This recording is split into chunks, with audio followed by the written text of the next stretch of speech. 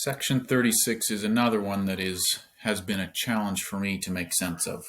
So, if you struggle to understand these as well, that's okay too. It's okay to just appreciate the beauty, or even to skip sections if they don't connect for you. That's okay.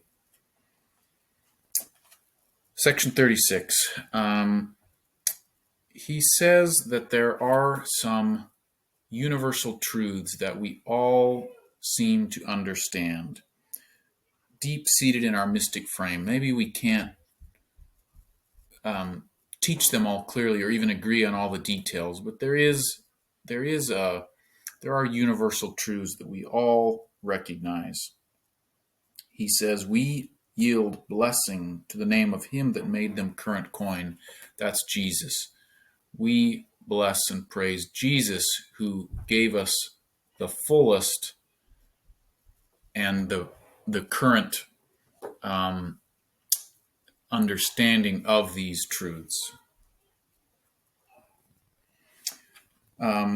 Wisdom dealt with mortal powers. So divine wisdom is having to teach these eternal, universal, great truths to simple, short-sighted, impatient mankind.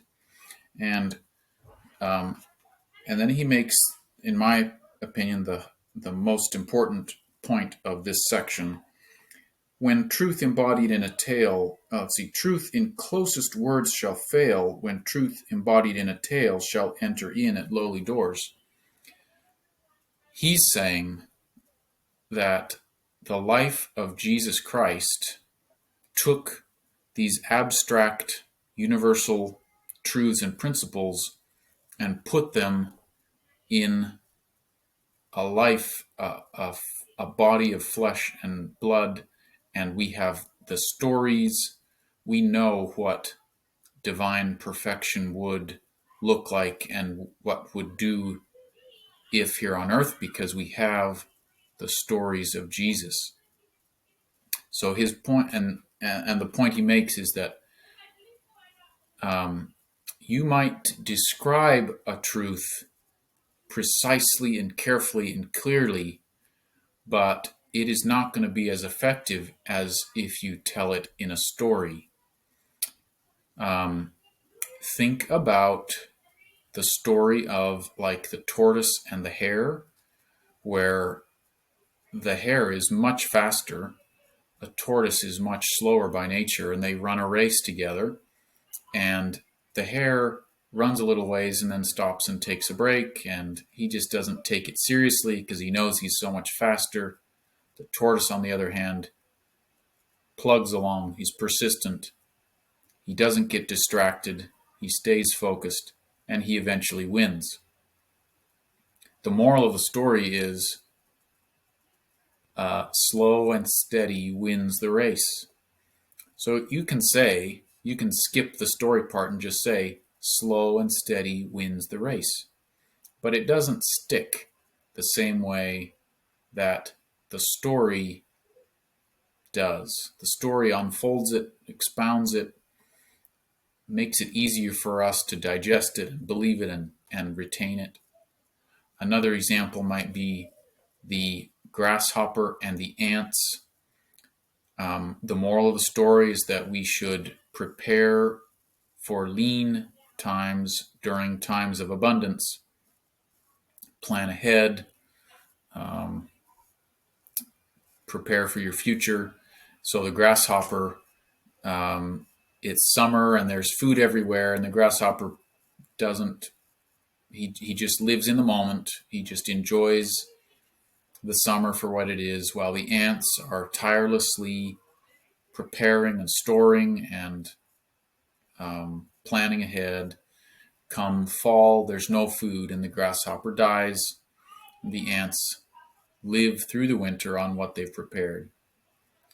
You can just say,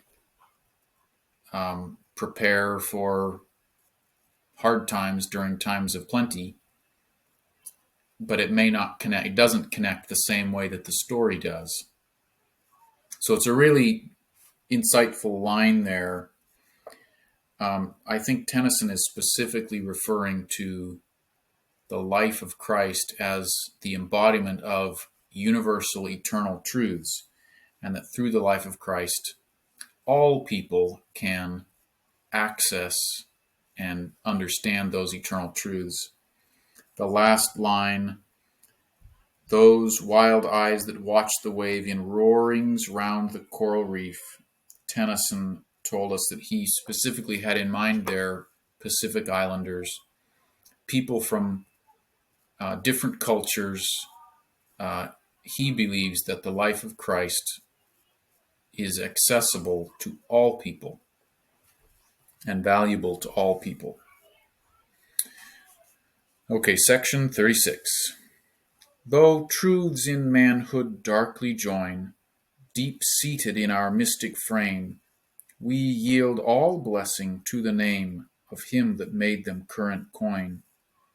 For wisdom dealt with mortal powers, where truth in closest words shall fail, when truth embodied in a tale shall enter in at lowly doors.